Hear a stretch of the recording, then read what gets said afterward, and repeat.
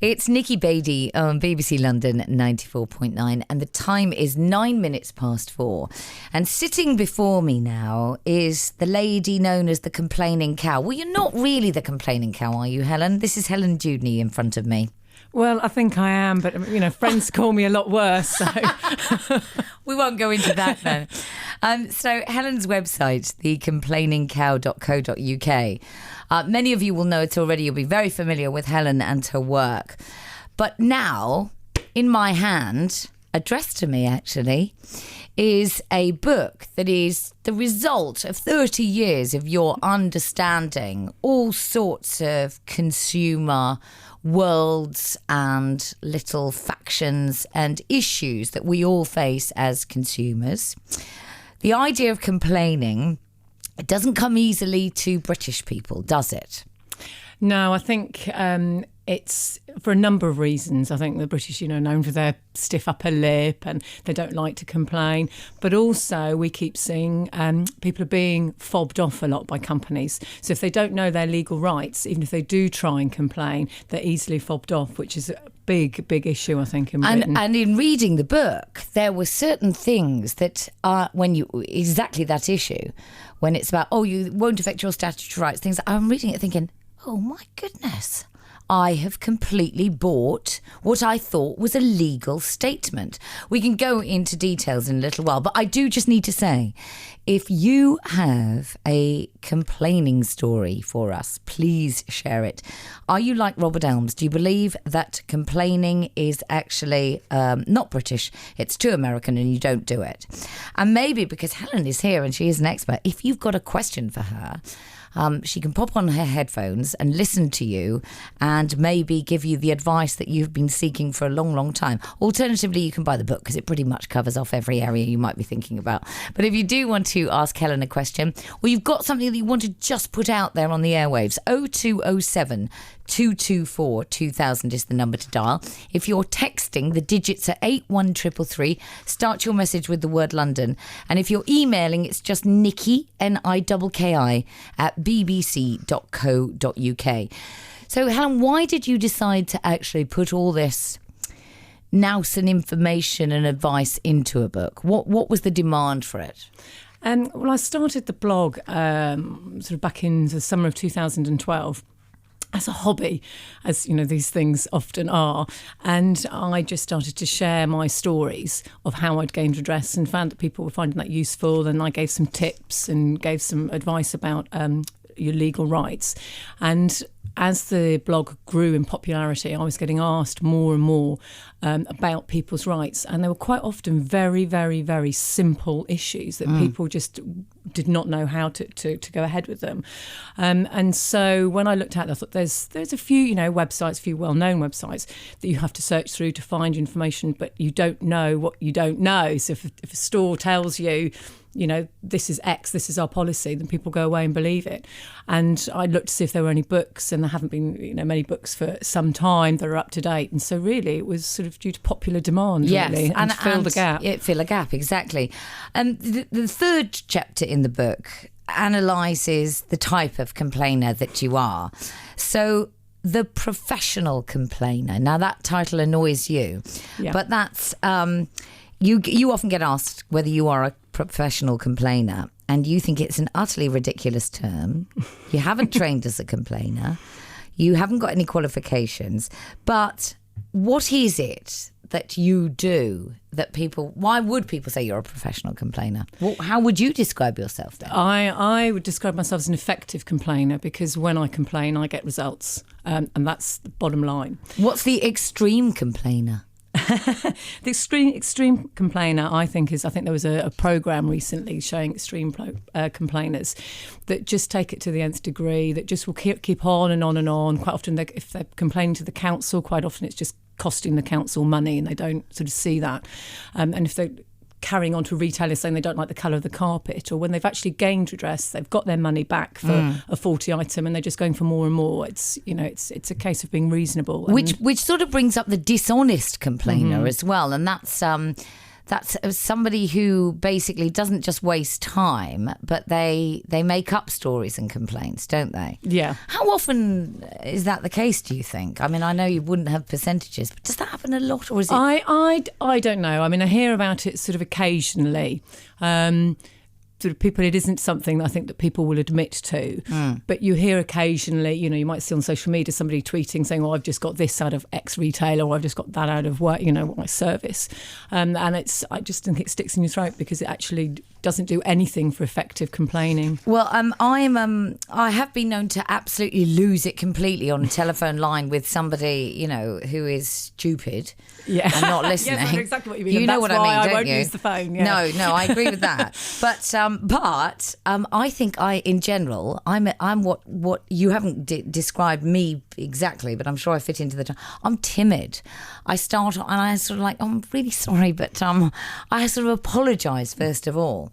So what sort of complainer is the best complainer? When do you get the best results? When you're effective. What you're describing there is the ineffective complainer. Yeah. Somebody who's trying but not being assertive. Yes. Somebody who's effective will not be aggressive. They will be assertive, which means a case of saying no under the Sale of Goods Act or the Supply and Sale of Goods Act. I'm entitled to, and repeating that until you get it. And quite often you'll go to retailers who will fob you off and say, "You've had it for 3 weeks, we're not going to give you a refund." What is the Sale of Goods Act? It's the Sale of Goods Act also gives you your rights for a faulty item if it's not fit for purpose, hasn't lasted a reasonable length of time. And it was not a satisfactory quality. So you're able to take an item back and say, this is broken. So say if you've got a kettle and after 2 weeks... What if you haven't got the receipt? If you haven't got the receipt, then you still need any proof of purchase. So say if you bought it on your credit card... Then it's easy, you can that use there. that. Yeah. What if I paid with cash? Then it's going to be more difficult. Yeah. So there are situations where you are going to be a bit unstuck if you haven't, if there's no paper trail as such. Using social media to complain. Now, come on, admit, if any of you are on Twitter and you've had a bad experience with an airline or a shop or a chain, don't you immediately get your 140 characters and say, "Shame on you, such and such an airline. Shame on you, such and such a sandwich bar." I've done it. And I did it for Hounslow Council. Hands out. It's all out there on Twitter, so I can mention this. Oh my goodness, the response was so fast. So I'm wondering whether social media has enabled us to get quicker results, or whether shaming people is actually just a way of getting the people who respond to you might just be getting you off their back. But does it actually lead to any redress? What's your experience of that? What do we know about that? It varies. Some people say they use social media to complain and they get really good results very quickly. I think it depends totally and utterly who the retailer is and what your complaint is. You are never going to get a refund for a flight delay in 140 characters. You're going to have to write that email. You're going to have to state the denied boarding regulations and say, I'm entitled to X, and this is how long I was delayed, and I want this amount of money. You're not going to get that in a tweet. But if you just can tweet a picture to a supermarket and say, these are the rotten grapes I had in my delivery, you're going to get a refund much quicker than taking it back to the store. It all depends. It's very simple and very easy. Then Twitter, I use Twitter for that sort of thing quite a lot now, and it's much, much easier. Anything longer than these 140 characters, you just can't do it. You just can't. If you have questions for Helen, please do give us a call, 0207 224 2000. During the sales, Helen, here's a question. Lots of London shops say sales items cannot be returned. Is that legal? Nope. Wow. Unless if an item, I don't know, so if an item and it's a shirt and it's got a mark on it and it says this item is reduced because it's got a mark on the arm, then you can't. If it hasn't been pointed out, say you buy a kettle in the sale, your statutory rights are exactly the same. So if I buy a little cashmere scarf and I get it home and I realise that it's unwinding somewhere, I can take that back. Absolutely, yep. Great. How long have I got? 6 years. Really?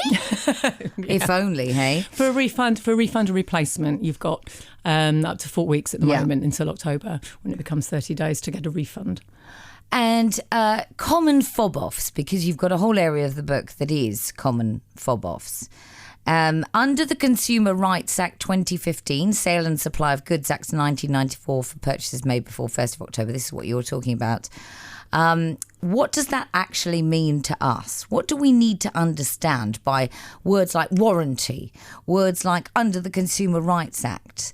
What do we really need to know as consumers? Well, we need to be very clear about the Consumer Rights Act. The Consumer Rights Act 2015 comes into force on the 1st of October. Yeah.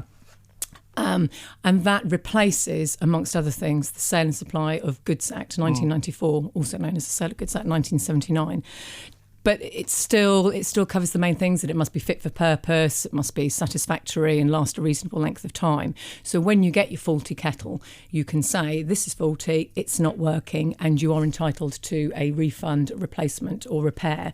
After October the 1st, you're entitled to a refund up to 30 days. Then the retailer can give you a replacement or a repair. Right. But under the Sale of Goods Act, it's a bit more woolly, and it will say up to 4 weeks. Okay. And that's where one of the things that have been tightened, which is much better for the consumer.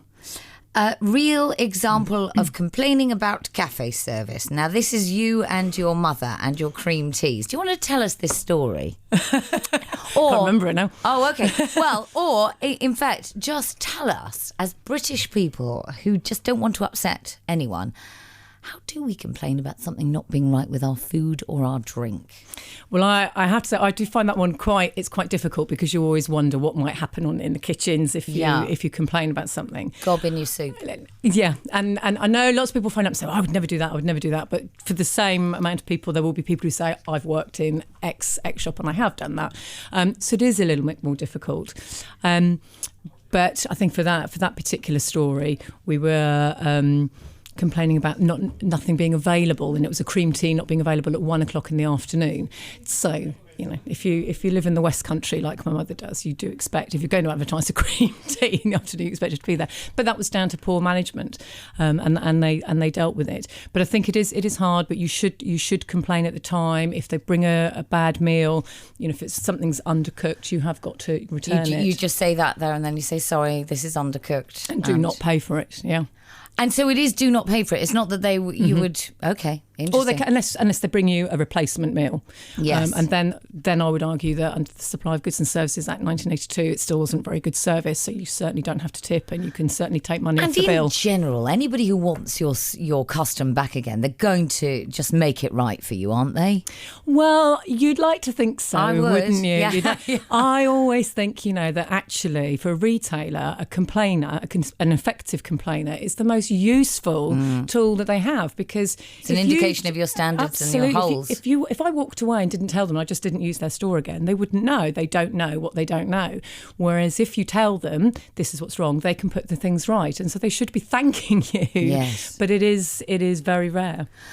Pop your cans on for a moment, if you would, Helen. Let's speak to Pamela in Greenwich. Pamela, good afternoon. Oh, hello there. Hello, Nikki. Hello, Helen. Good afternoon. Afternoon. What's your question for Helen? Well, this question concerns a sat-nav that went missing after I returned a courtesy car to the company that leased it through my insurance company. This story involves quite a few companies. However, my argument was that I wasn't given due notice, which is stated in their terms and conditions, in order to prepare that car for its pickup. I was told initially that I would be given 48 hours notice. I wasn't given that notice. What happened was the company sent the garage that repaired the car, sent the owner of the garage, in fact, to pick the car up from my address. Actually, he returned my repaired car and then told me that he had also been directed to pick up the courtesy car. And that was why I was given no notice to prepare the car for pickup. Hence, leaving the sat-nav under the seat. I did complain about it, and they on several occasions, sort of had the complaint escalated, and I was just knocked back completely. by them saying, sorry, no, it's all your fault. And in the first instance, they said, well, we've checked the car and we have found no sat-nav and it's completely your fault. I quoted their terms and conditions to them and they basically just ignored me. They didn't say I was in the wrong to quote them their own terms and conditions, which actually states that there should be no third party returning the car. I should return it directly to their staff members, and only their staff members should pick it up. And when I mentioned that they actually got the garage to pick it up, and therefore there was a third party involved, they really had no response to that, but just said, no, it's entirely your fault. Helen, do you want to respond to that? Okay. I think we need to unpick what the main issue is here. Yeah. Sorry, I'm not getting all of it because it was very loud on the headphones. But sorry, I think is the issue then that a sat nav that you had in the car has gone missing and you think they've taken it? Okay. Yeah. Yeah. Okay, and then you've got some issues about who picked up the car and who delivered it. Yes, because the thing is, you see, of course, you do have your own belongings in a courtesy car whilst you have it in use. And had I been given the correct amount of notice to clear the vehicle, I would have done a thorough check. And of course, you're going to think, check underneath the seats and so on. I failed to check under the seat for anything, including the sat nav, because I wasn't given due notice. I was in fact rushed to empty my car of all my possessions to hand it over to the owner of the garage that repaired my own personal vehicle. Right. He returned my vehicle to me returned. He then said to me, there and then, no prior phone call, no phone call from the garage that actually leased the courtesy car to me to say, well, the guy from the garage will be picking up the courtesy car when he delivers yours, all repaired. There was no notice of that at all. What I'd had, I think about a day and a half prior, was that we will give you the whole weekend. That would have been a Friday. We will give you the whole weekend. We'll be in touch with you on Monday to pick up our courtesy car. That never happened. I had the guy from the garage turn up on Friday about 2 hours after I had this phone call from the courtesy car company. Okay, Pamela, yeah. 1 second. I'm so sorry to talk all over you. That's okay. We've got a couple of other, issues to deal with. What would be your top line on this, actually, Helen, if you were to just give one piece of advice on this from what you glean? The quick line would be, under the Supply of Goods and Services Act 1982, they've not provided you with services of a satisfactory or reasonable standard. They've not provided that service with reasonable skill and care because they have not given you the time that they should have done. So I would quote that. And as for the terms and conditions, you could also be claiming unfair contract terms. And then I would threaten legal action. You are on a slightly sticky wicket because obviously you haven't got proof that it was in the car. So that would be your sticking point if you went to court. But I would certainly mention those acts. I hope that helps you, Pamela. Let us know, won't you? And thank you for calling. Pamela in Greenwich there. A text here from Anna in W12 says, my boyfriend bought me a trip in a hot air balloon. It was a voucher for 12 months. We tried to go 3 times, but 3 times the weather was poor, and so they cancelled it on the day. Each time we had to hire a car to drive to Brighton and stay in a hotel as it was early. The voucher was due to expire, and they said we'd have to have tried to do 13 times for them to extend the voucher. Despite us losing the money for the cancellations, they said we could only extend it for another 3 months if we paid £70. We ended up losing the vouchers, which cost £400. What's your thought on that? My initial ones probably aren't broadcastable. I would not accept this. I would be going for the Consumer Protection from Unfair Trading Regulations 2008. That is unreasonable. That's an unreasonable contract term to say that you have to have tried 13 times. That's absolutely ridiculous. And I know of companies that say 3 times. I've certainly had friends and relatives that have done it 3 times and had their voucher extended. So I would go back and quote that act and say it's unfair, and it was misleading in how it was sold to you. And so you need to go back to the advert as to how it was sold and pull that to pieces. And also look at the Unfair Contract Terms Act 1977, as that will probably cover you as well. Will you just hang on until after we take the news? Okay. Because there's a couple of more people who need your help. It's Okay. Nikki Bedi on BBC London 94.9. And in the studio with me is Helen Dewdney, who is the complaining cow. Her words, not mine.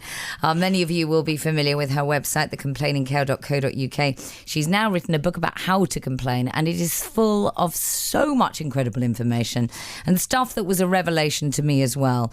So keep your calls coming in if you've got anything for Helen. And Catherine, I'll come to your email in a moment. 0207 224 2000. The time now, 4:30, and Valley Fontaine has your headlines.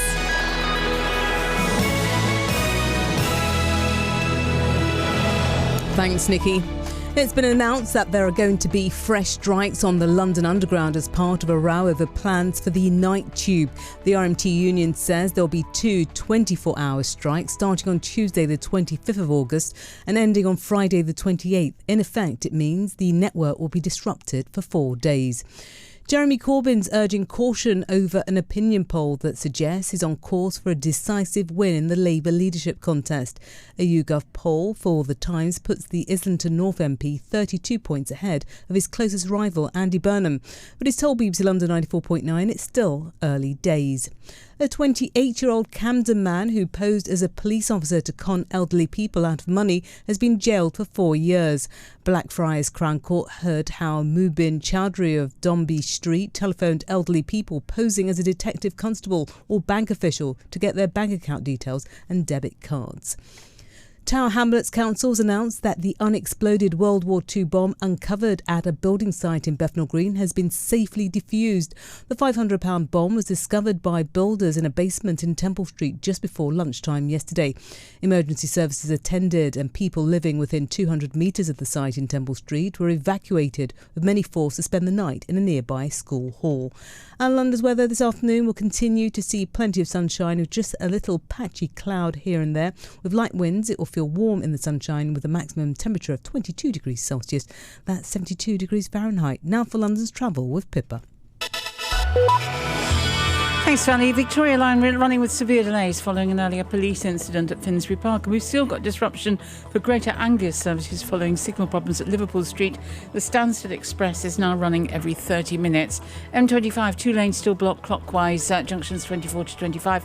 Potters Bar to Enfield following an accident. The congestion now back to junction 22 at London Coney. Frank called in earlier on 020 722 4000 reporting an accident on the A13 London bound near the Lakeside turn.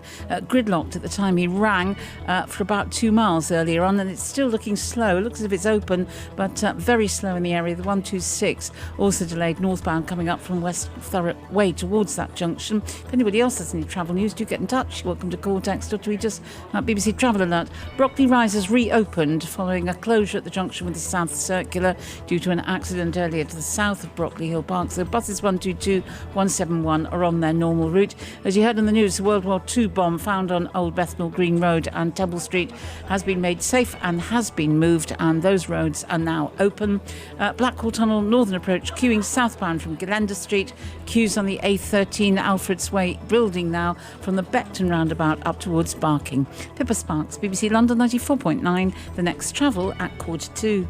The BBC's Make It Digital traineeship scheme. If you're unemployed, aged 16 to 24, or know someone who is, the BBC's Make It Digital traineeship is a brilliant way to get a foot on the career ladder. Launching this month, we're searching for 5,000 young people from across the UK to sign up for this 8-week full-time programme. The BBC's designed the training to help you learn great employability and digital skills, putting you ahead of the game looking for work. You don't need qualifications. All you need is the motivation to complete the traineeship. To find out more, go to bbc.co.uk/MID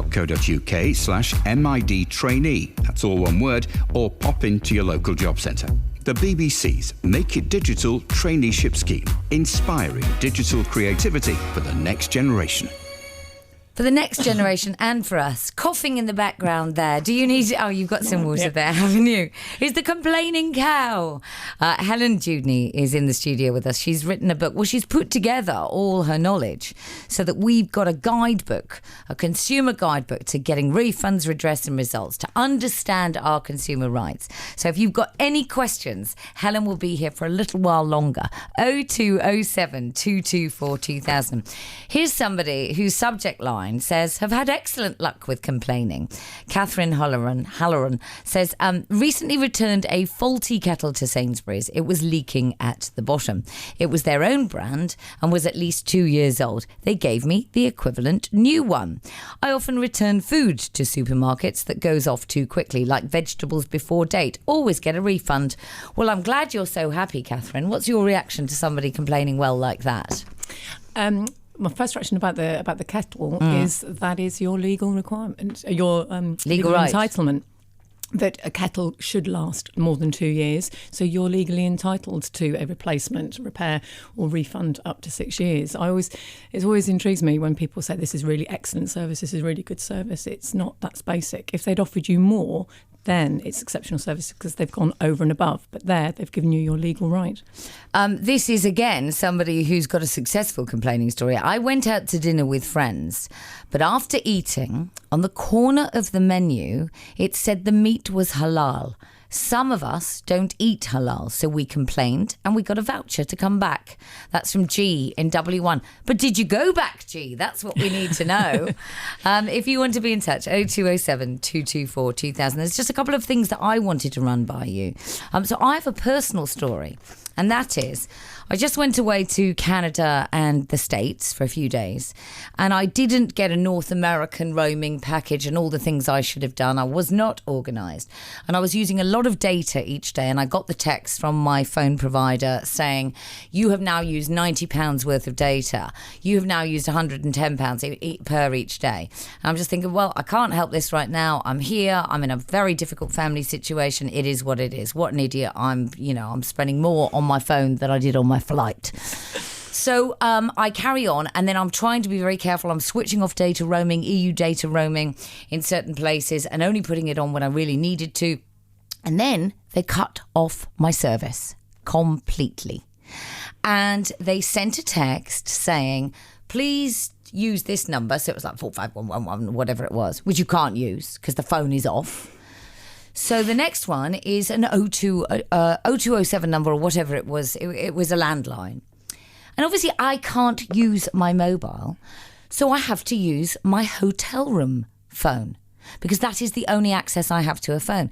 Now, we all know the tariffs that hotels charge you for international calls. And then I am on this line for I cannot tell you how long, spending a fortune. And I had no choice. There was no way to go on the website to complain. It was absolutely ridiculous. When I got my phone bill from the hotel, it was hundreds of dollars. I mean, hundreds.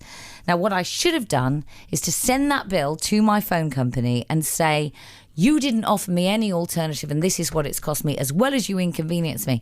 But I'm ashamed to say, when I got back, suddenly life takes over, and of course I didn't do it because they're banking on me being lazy, aren't they? Banking on my... Absolutely. But could I have recourse on that? Yes.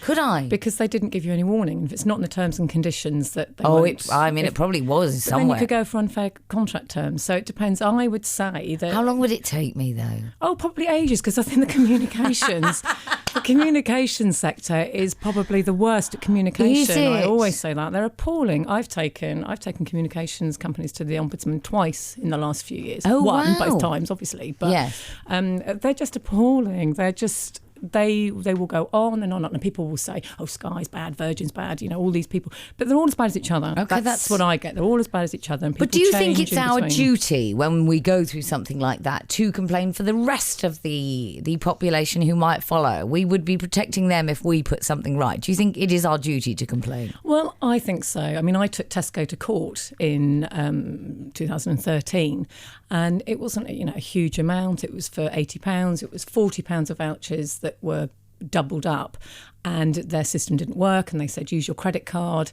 and we'll refund you. So I did that, and when I went back and said, right, can I have my refund now? I've used the card for the vouchers. They didn't respond, and I had it in writing from them that they would give me the money back, and I didn't get it. So I went to court, won, because there it was in black and white saying we'll give you the money. And when I wrote that up on the blog post, I had lots of emails and tweets and comments, but lots of people that same thing had happened to, but it was a tenner here, a tenner there, and lots of people hadn't complained. Now, the other way of looking at that is that Tesco could have made a lot of money in that time because lots of people didn't complain. Mm-hmm. But the fact that I was telling people and sharing the story, they got their system sorted for the next Christmas. Well done you. And I'm sure lots of Tesco's customers out there are thanking you, shouting at the radio, thanking you. If you're very quick, you can put a question to Helen, 0207 224 2000. We hear a lot about 2 for 1 in shops that are actually more expensive than buying two. I mean, every other week there seems to be some sort of analysis of this. But it seems not to have been solved. Can you shed any light on this for us? I think, the Consumer Association are doing a lot about it. They've got the big supermarket complaint going on. So they're trying to lead the way in that big issue and trying to get something done. But it looks like the supermarkets just aren't biting. But it needs more people to sign up to petitions and to start fighting against it instead of sitting in their front rooms moaning about it. Right. Get up and do something. Contact Which. Contact Which, there you go. I do just need to point out, and I know we haven't got time to go through the whole book, but because it is the summer holidays, well, unless you're in Scotland when you're all going back to school next week, holidays and flights, it's a really informative chapter, and it pretty much answers all the possible variables that can go wrong and that you do deserve some rights on. So that's a really excellent chapter. Nuisance calls, which is something we talk about a lot on this station.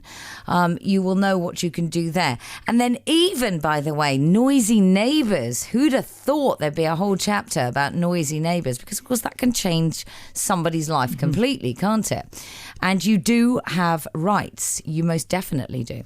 So we are going to talk in a moment to a gentleman who's got a question about car deposits. And there is, of course, you've got lots about cars in here. But, of course, I ignored all that chapter because I don't drive. I just use taxis. Preferably black cabs, and if I'm feeling a little bit poor, I will use a local company. So we will talk to Justin in a second, but cars is a big area. I mean, all these areas are big areas, aren't they, for you? Justin, what is your question for us, Justin in Camberley? Good afternoon to you. Afternoon to you both. Thanks very much for having me on. My query is, not so much happened to myself, but certainly other friends of mine who have put deposits down for vehicles and then decided for whatever reason that they didn't want the vehicle. I'm not talking a lot. I'm talking maybe 500 or 1,000. It always seems to be a complete trauma then getting the money back with excuses for everything. Well, we'll get your money back when we've resold the car, when the car's been sold. It just seems to be a lot harder than what it is. Are they obligated to respond immediately if you decide you don't want the car, or are you obligated by virtue of the fact you've made a deposit commitment? Depends what's in your contract, what you've signed to. But this is before you've even signed anything. This is literally, I've seen your car, I want it, here's 500,000 over the phone, here's my debit card details. I'll aim to be in on a Friday and I'll pick the car up. And for whatever reason, something changes and you decide you don't want it. What obligation do they have to return the money under those conditions? It would still depend on the terms and conditions that they should have shared with you. They can't just take £5,000 and not give you a receipt. 500 or 1,000. So, however they're not going to take the money without giving you some sort of receipt or explanation for what that's paying for. Because if they're not, then they're breaking the Supply of Goods and Services Act 1982 anyway. So okay. They should be providing something, and then it should say in there how long they will take to give you your deposit back if you change your mind or whatever. But if you're booking off-site, you've got the distance selling regulations. So you've got a variety of things, and if they're still not giving you the money, you quote the Act and you take them to the small claims court. Does that help you, Justin? Oh no, you've got to. Yes, carry on. The best story I have in mind is a friend of mine who put the deposit down for a car for his girlfriend. Had a fight with the girlfriend, and this was a reputable franchise dealer, not a small independent, and it took him weeks and all sorts of threats just to get the £1,000 back, and it always struck me as really odd. And their total some statement was, "Well, we'll give you the money back when we've sold the car because you made a commitment to us." And it always struck me as it just doesn't seem right, because it's such an easy thing to do. Cars also, because you get emotion and you think, "Oh yeah, I'd really like that," and make a decision, and before you know where you are, you're thinking about, maybe I shouldn't do that. Garages are a difficult one. I think they're a law unto themselves. I've certainly had difficulties with garages, and it does take a long time, but you have to persevere and make sure you're threatening the right acts of law. Threatening the right people. Yeah, but not going in and threatening them, but threatening with the right act of law. Great show. Love listening to you both. Oh, thank you so much, Justin. Thank you very much for calling, and I hope that's helped you. Well, we've got a couple more people who want to pick your brilliant consumer brain and complaining brain, so I do hope you'll stay with us. Thank you so very much. The time now is 4:45, and Pippa Sparks has your latest travel news. Thanks, Nikki. Severe delays continue on the Victoria Line following an earlier police incident. Disruption for Greater Anglia services following signal problems at Liverpool Street. The Stansted Express is running every 30 minutes as a result of that. And news just in of the overground problems on the line towards Cheshunt, suspended between Edmonton Green and Cheshunt following the signal failure at Liverpool Street as well. M25, 2 lanes blocked clockwise. Junctions 24 to 25, Pottersvar to Enfield following an accident. Congestion back to junction 22 at Coney. The World War II bomb found in the East End has been made safe and has been moved, so Old Bethnal Green Road and Temple Street are now open. Twickenham Road, we're getting reports of an accident on the north side of Twickenham Bridge, though traffic between St Margaret's Roundabout and Richmond Circus doesn't look as if it's too badly affected. Blackwall Tunnel Northern Approach, the queue is southbound from Gilenda Street, A13 building from Beckton up towards Barking, and from Barking the North Circular is looking slow southbound from the Barking flyover. North Circular slow southbound from Wembley down to the Harrow Road underpass. There are northbound delays for Harrow Road heading up towards Wembley due to waterwork near the Neald Crescent. Queues back to the North Circular there. Pippa Sparks, BBC London 94.9. The next travel at 5. BBC London 94.9. London's news. London's stories. Nikki Bedi. So if you've only just joined us, we're talking about complaining. We're taking your calls on complaints. And sitting in the studio with us now is the biggest quetcher of them all. Is that what you think? Good afternoon. Good afternoon, Eddie Nestor. You know, it was a little bit earlier. Robert Elm said, no, I don't complain. No, I just don't go back. It's too American. And I think a lot of British people are like that. What about you, Eddie? Yeah, I mean, look, there are places I've been into and I just don't go back, right? Because that's the most powerful thing. But I had a problem with my... But it's not. It's not, as we've just learned, because if you don't let them know that something is wrong, they're never going to improve. So you would be doing the best. Oh, because they know, because I've told them about their food, I've told them about the price, and then I've told them about the thing. Complained. I don't see it as a complaint. I see it as a kind of, justification of my unhappiness. Right. Okay. But it's more difficult when you get bad customer service, because I find myself becoming indignant and angry, and then I say, I'm going to write that letter, and a week goes by, 2 weeks go by, 3, who cares? You see what I mean? Once I actually got so upset on a very well-known airline that I got my laptop down and wrote the letter while I was on the plane. Oh, that's efficient. Look, you're getting a round of applause here. Is that okay? Yes, that's what we like to hear, yeah. Because people do. People go and they can't be bothered to do it. And it's and I got my vouchers, so that was very good. Yeah, there you go. As an apology. Well done you. Yeah. Now I need to do more of that. Yeah, and I need to get out of your studio and let you get on. I'm afraid I bring bad news, and I know what happens. Is it the strike? Messenger. Yeah, and they've done it, on a Tuesday and a Thursday in order to cause the most disruption, which more or less knocks out the whole week. The jokes in the drive time studio about how they would never dare to muck about with the carnival, and I'm just batting that away because I think that's aimed at me. But they could have gone to the bank holiday weekend, couldn't they? And the Tuesday and but just when does it stop? You got these guys, and they are all guys in a room arguing. And I've argued for a long time myself personally. There should be a woman in there or somebody who can bring some order and some sense to it. No, because there's too much. You just start shouting at each other. They're at the conciliation service. I know, but you see, nothing's getting done. Conciliation service. What you need is almost like a military conflict resolution person. Well, I know, I won't go this far, but do you remember in the 80s in America? And I know because I heard your show yesterday when you said I've lived all around the world. I did laugh at that. You did say that when you were doing one of your features yesterday. Well, I have lived in lots of places in the world. I don't know if you lived in America, but Reagan, I did. I had a green card. When the air traffic controllers decided that they were going to muck about and go out and strike, oh yes, he sacked all of them. That's right.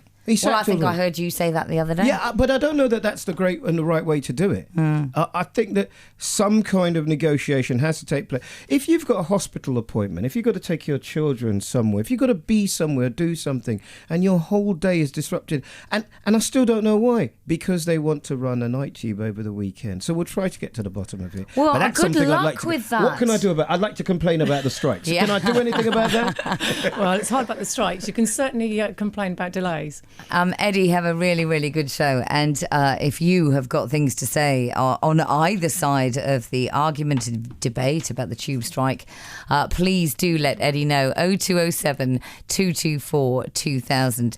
It's Nikki Bedi in for Joe Good. And sitting before me is the lady they call the complaining cat. No, they don't really call her in that accent. Helen Dewdney is here. Her book, How to Complain, The Essential Consumer Guide to Getting Refunds, Redress and Results, sits before me now. And you've had the opportunity to call up and ask her questions. So, Tony in East Ham. Thank you for waiting, Tony. What's your question?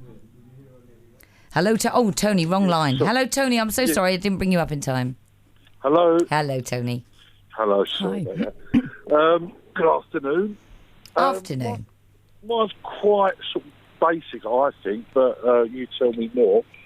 I was going on my holidays about 3 Saturdays ago, and we just got on the motorway on the M11, and we had a rear wheel blowout. And it was me, my wife, and my granddaughter, who's 3 years old. It took the AA subsequently almost 5 hours and 10 minutes to finish the job, as it were. I got on the phone to them at 10:10. They text me at 10:10 saying that someone would be with me by 10:25. They knew I was going to the airport. They knew I had a 3-year-old child with me. And when I initially spoke to them, they said, "Your number one priority, because you're on a motorway and you've got a child with you." Subsequently, I missed the flights. I had to rebook, cost me an extra 500 and something pound. The AA sent me a cheque for £50, a very apologetic letter, well, not very apologetic, an apologetic letter, and also paid for the taxi to take us to the airport on the Monday and bring us back. But I don't think that's good enough. Okay, let's put it to Kathy quickly. Kathy, what's your first response? Helen, why am I saying Kathy? Because that's on my screen. God, what's wrong with me? Helen. It's slightly difficult with the AA and RIC and things because they don't guarantee to get to you by a certain time for all the obvious reasons. However, you did say that they texted you to say that they would be with you at a certain time.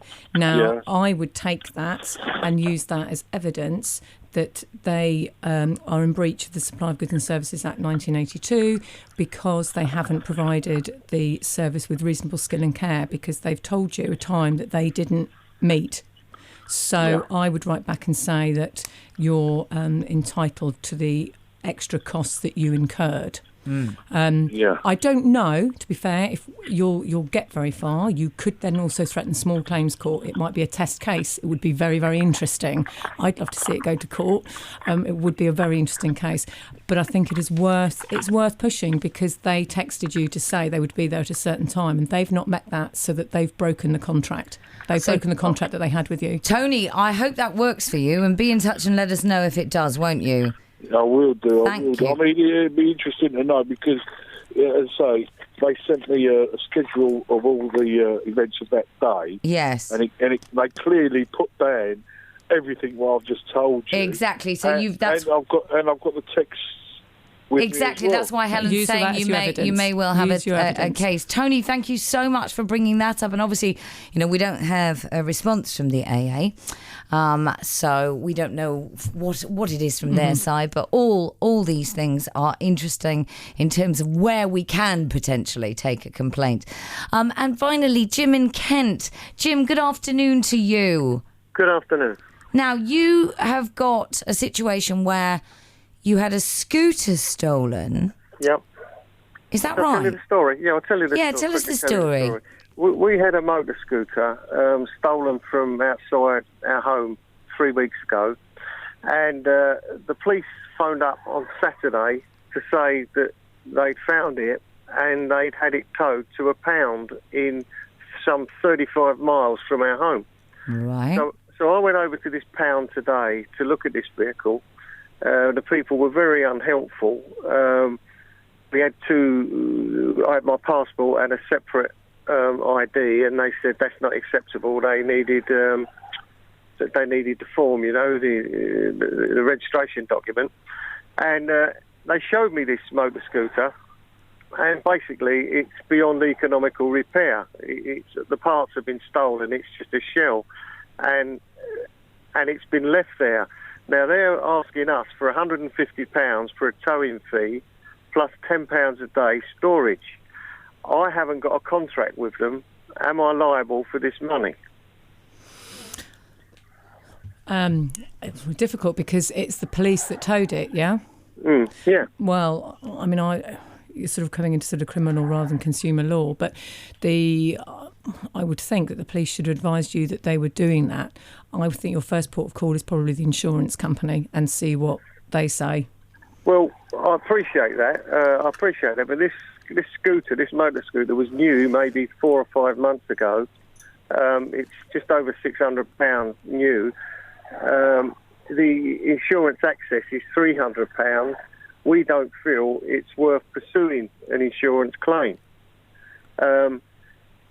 But the concern, I mean, I haven't got a contract with this company who I'm told that collect vehicles for the police throughout Kent, and as I say, it's a long way from our home. So, I mean, have you got an opinion? Yeah, I would still say you need to take advice from your insurance company. What have the police said about it? Well, we've not had any more response from the police. It's because maybe 3 or 4 hours ago that I was there. I'm on my way home now, and I've got to make a decision how I go forward. And right. I was looking for some advice, really. I think that it's a difficult one because it's slightly out of consumer law for me. So Yeah. I wouldn't really like to advise. That's why I'm saying speak to your insurance company, probably Citizens Advice or the police, because my gut reaction would be to write to them and say, I don't have any contract with you. I did not give permission for this vehicle to be sent to you. I'm not paying it. But that's with the proviso that that's my gut reaction, not necessarily the law. All right, okay then. Well, Jim, what a sad story. Yeah, it's a sad story. I do hope that you find a way to figure this out, and do let us know, won't you? I think it really depends on what the police have and haven't told you before towing it. It will rely on that. Thank you, Jim. Thank you so much. And finally, Keith says, National Grid are doing roadworks in our area. This will take another 2 months. Our estate is now gridlocked and the whole area is in chaos. They have no one working at weekends and on a casino during the week. Do we have any case to complain? You have to answer this in exactly 30 seconds. Sadly not. It all depends on whether they gave you warning. If they didn't give you enough warning, there are set dates and times as to how long they have to give you to do the work. If they gave you enough notice, then they do. But if they've come into your garden and done something, then you've got redress. But just doing the roadworks, sadly no. I would do what I did when we had the gasworks coming down. I was making sure that the workmen are given lots of tea and coffee, because then if anything needs to be done to your house first, it gets done There first. you go. That's called bribery, but it is not my advice or the advice of the BBC. It's the complaining cow's advice.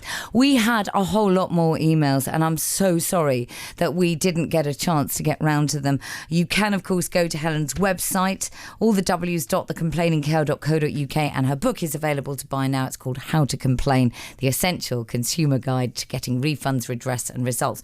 Helen, the hour sped by. I think you helped an awful lot of people, and as is always the case on days like this, for the one person who calls up with a situation and a problem, there are hundreds of other people listening who can also avail of that help. So thank you very, very much for coming in. Thank you for my copy of the book.